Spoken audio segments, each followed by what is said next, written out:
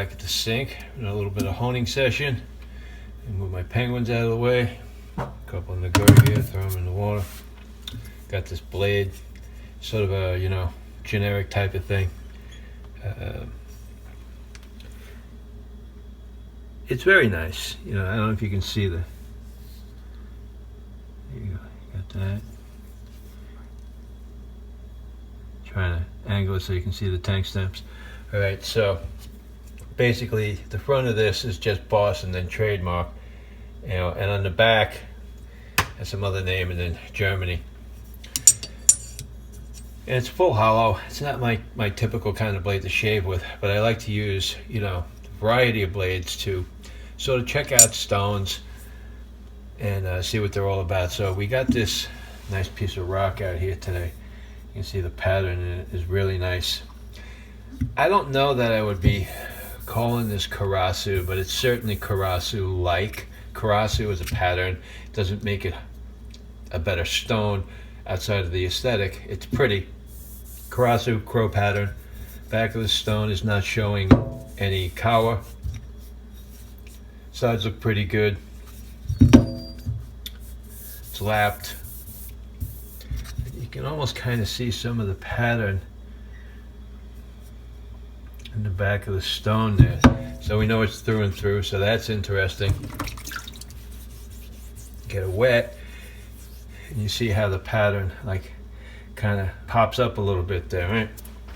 That's pretty cool.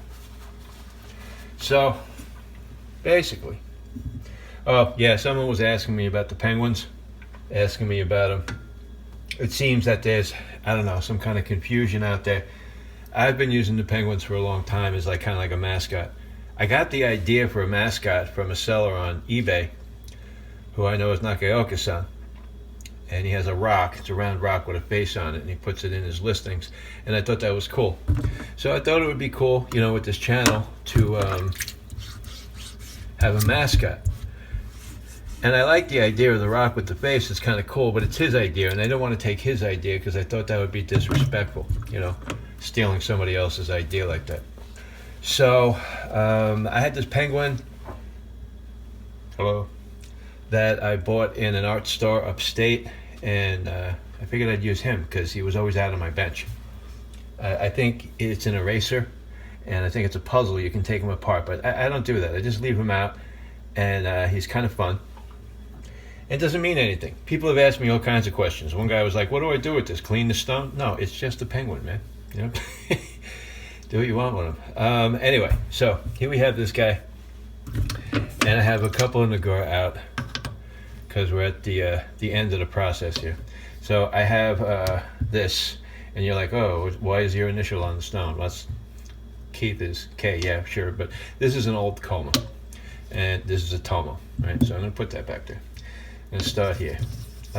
You won't often see me using Koma that isn't stamped, or any Nagura really, because I stick to Asano stamp stuff that I've checked out and vetted.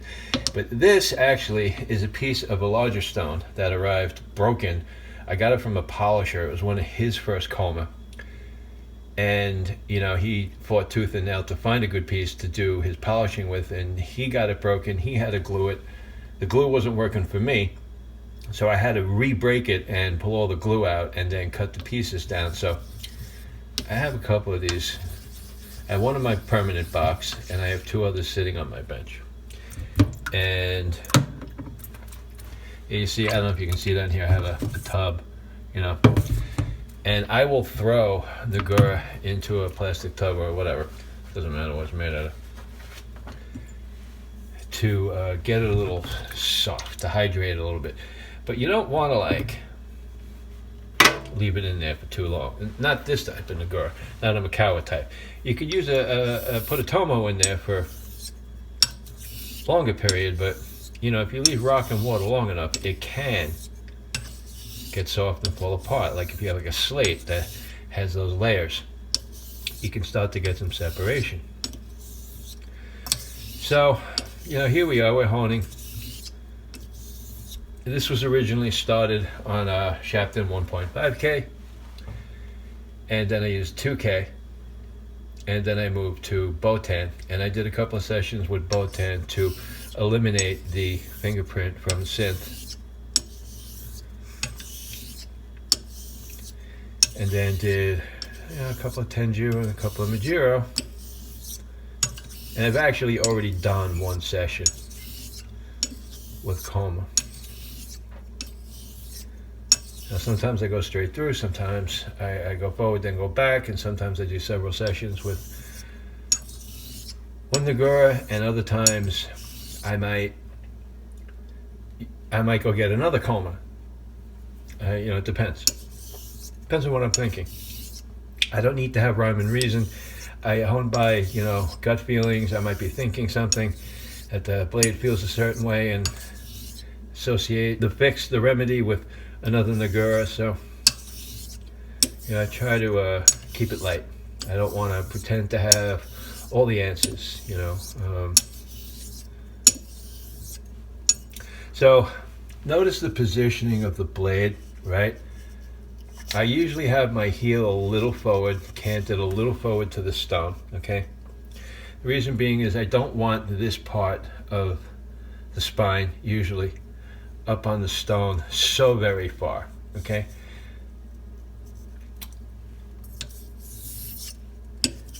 You don't want any of the shoulder on, and if you have a stabilizer, this one doesn't, you don't want any stabilizer on the stone either. Now you'll see me sometimes I'll guide with two hands. I'll use this as a guide. But a lot of time, most of the time, actually, when I'm not doing a video, I'm honing like this, one hand. What you don't want, ever, really, is to be like here doing this, unless you have some sort of tactic that you need to employ, specifically to overcome a challenge. It's a rare case. You really just usually don't need to do that. I remember some seller, he was telling people to use localized pressure on a Kamisori, and I'm like, no, I'm yelling at the screen, no, don't do that, because you're flexing things. You don't want to flex. You don't want pressure. You don't want to gouge the stone, okay? If your blade's not flat, it's not flat. Pressing on it to make it flat is a bad idea. So this blade has a little bit of a, what do you call it, smile to it. So there's a slight roll. It's not highly pronounced, but you can see, I'll just guide it. Start at the heel, right, and then I'm coming through there. So watch on the reverse. Starting at the heel, see? And then I'm coming up. See the undercut, how it goes? The undercut will follow the roll. Well, it should.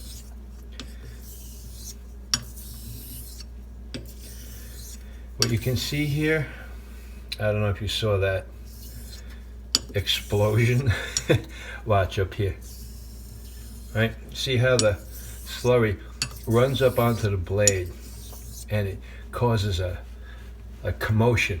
Okay, there's like currents of slurry and they slam into each other and they kind of do like this, almost like atmospheric weather stuff with wind currents butting into each other and clouds doing crazy stuff. It's not too much different than that, actually. That's what I'm looking for.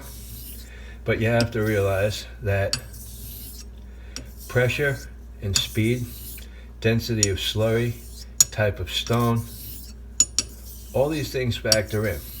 So the fact that you have what I call violent undercut isn't really indicative of anything until you balance in all the other variables. So if you have super light pressure and you have violent undercut, then you have probably achieved a very well-tuned apex. It's allowing the water and slurry to ride right up over it. There's like no resistance.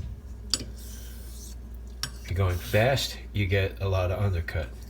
If you go slow, you should probably get less until you hit that refinement stage, and then the slurry just can't wait to jump up on your blade. In and of itself, it's one tell. The tell in the hand I can't teach you. You have to learn it. You have to pay attention to it. You have to feel the vibrations. You have to learn the pattern of, smoothness, the reduction in bumples, very highly technical term, bumples. You have to learn to be able to feel what's going on across the edge from heel to toe. And this is that one thing with a rolling stroke. It actually helps you isolate the different parts of the blade because it's not all on the stone at the same time. So it kind of accentuates that feeling as you go through the roll. So it kind of helps a little bit. But you have to tie it all up. You also have to listen. You got to hear. I don't know if the mic can really pick up, the sound of the steel on the stone, and I don't know that it's going to be able to pick up, or if it would be able to show you now how it sounds. It's different than when I started. I honestly don't think it's that good of a mic.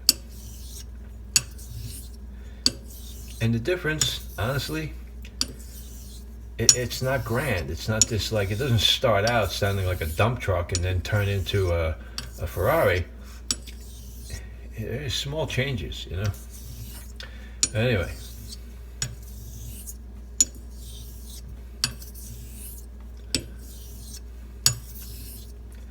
It's feeling pretty good.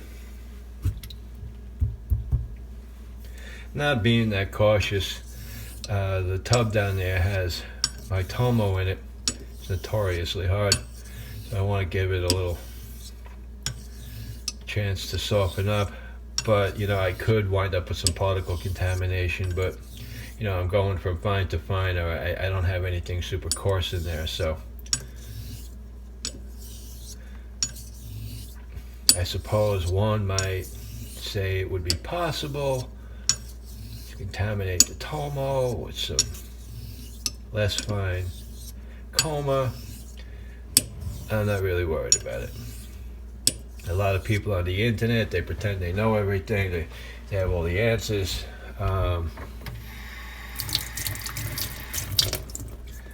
Tell you this is the only stone you need to do blah blah blah blah blah. And I appreciate people, and their excitement, I guess you want to say, but I don't know. My ego is not so big that I know what anybody is going to need for the rest of their life to keep their stuff sharp. So, there are options out there.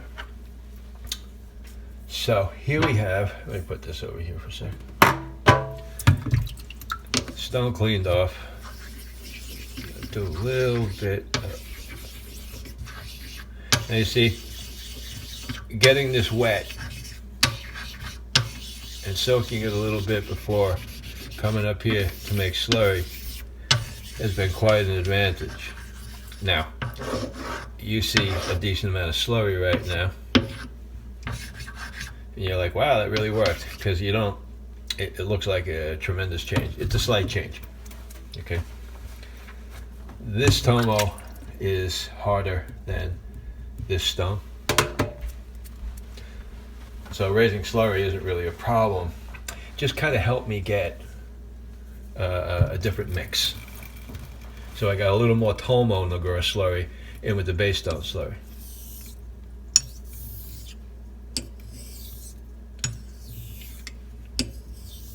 Really enjoying this stone. It's got a really nice feel. It's very smooth, very consistent. An issue with some Karasu is that they aren't very consistent. And you'll find that in some patterned stones. They're beautiful, but because of the pattern being like different components and different mixes. It's kind of like having a cake batter that you didn't quite like mix up all the way. It might not be as consistent as you want. So aesthetically, it's very collectible, it's very beautiful, but it might not be world's best finisher. The stone I call the world's best Jnat. Jokingly, I say that is pretty bland. You know, it's got a couple of lines in it. Very solid stone. Phenomenal finisher. Okay, so now I'm working with this, and I just felt the break in the action. I can't really explain it to you because it's a feel, but literally, like in the middle of one pass, a couple of passes back, I felt a change. And that's kind of letting me know that I'm progressing nicely. My bevel and apex are polishing up nicely. I'm getting the refinement level that I'm looking for.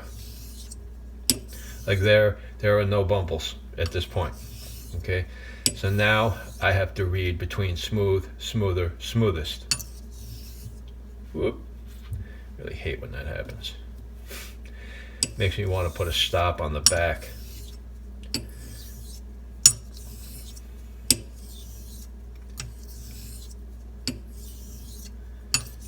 This sink bridge has been through a couple of incarnations.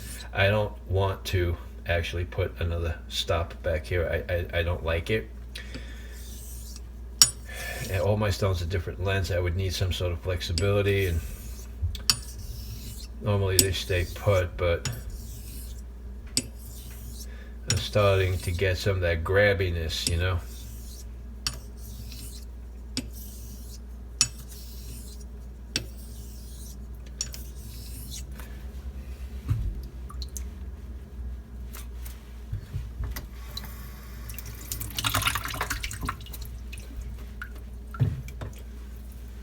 So, when you're honing, my opinion, you don't count laps, you don't hone by time. Some people want to hone by visual inspection. I think it's very difficult to get a truly accurate read visually unless you're using a very high-powered microscope, which I've seen some people do. To me, that would just kill the joy of honing.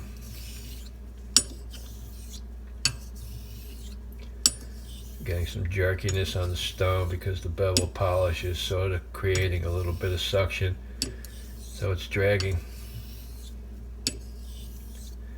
That's telling me I'm close. It's very, very smooth. But anyway, the visual inspection thing, yeah, I suppose you can get some kind of like, you know, positive read there if you have good visual benchmarks. Problem with high-powered magnification is it tends to obscure the larger landscape, the larger view. You're looking at a very, very small part of the blade at any one given time. You don't really get like a lot. That's why I like to use a 4x loop for photography, because it gives me a good portion of the blade to look at, and by adjusting the position of the blade to the light, I get to see, you know, light reflection differences due to the angle. So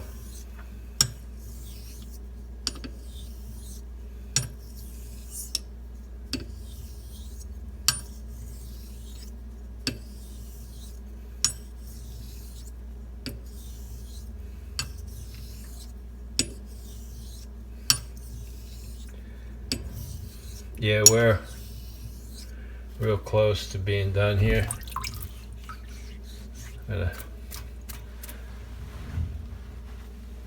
Pretty much wiped out the majority of the slurry that was up there. Actually want to dump a little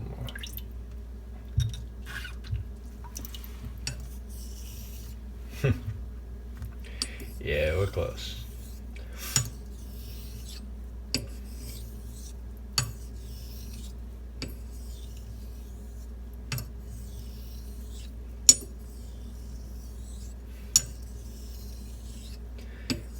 It's actually difficult to get a very smooth stroke very slowly.